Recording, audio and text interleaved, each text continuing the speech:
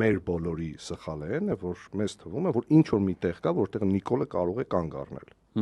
Ես ձեզ պնդում եմ, հարգելի բարեկամներ, որ չկա այդպիսի տեղ, որտեղ Նիկոլը պատրաստ է կանգ առնել։ Չկա այդպիսի կարմիր գիծ, որը դուք պատկերացնում եք։ Չկա այդպիսի բարոյական նորմ, որը դուք պատկերացնում եք, հա, չկա։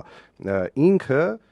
տես քիչ առաջ ես խոսում էի ընդդիմության անհետևողականության մասին, չէ՞։ Հավատացեք, Նիկոլը ինչ կապված է ներքաղաքական խնդիրների հետ ու ներքաղաքական իր հայտարարությունների հետ, Նիկոլից հետևողական մարդ գոյություն չունի քաղաքական դաշտում։ Ինքը հետևողականորեն, ինքը մի միլիմետր հետ չի նահանջում այն բոլոր որոշումներից, որը ինքը իր գլխի մեջ ունի։ Տես,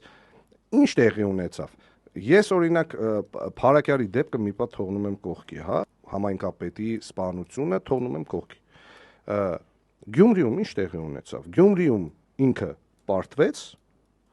բայց քանի որ ինքը բոլորին իր ներկռուգում ամենայն հավանականությամբ խոստացել էր, որ այդ դե կտենակ բանը Գյումրին հետ եմ բերելու ու բանը, ինքը հետևողականորեն գնում է դրան։